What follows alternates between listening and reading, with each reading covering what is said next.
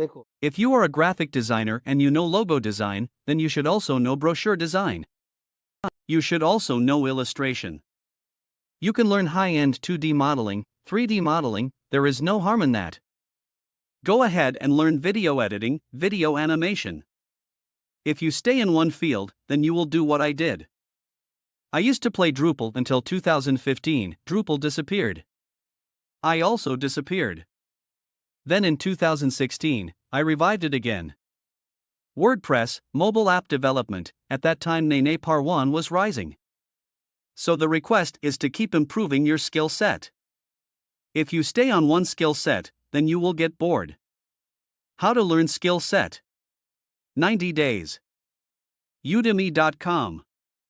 Free price, learn for 45 days, practice for 45 days, in 9 days you become a master of a new skill set.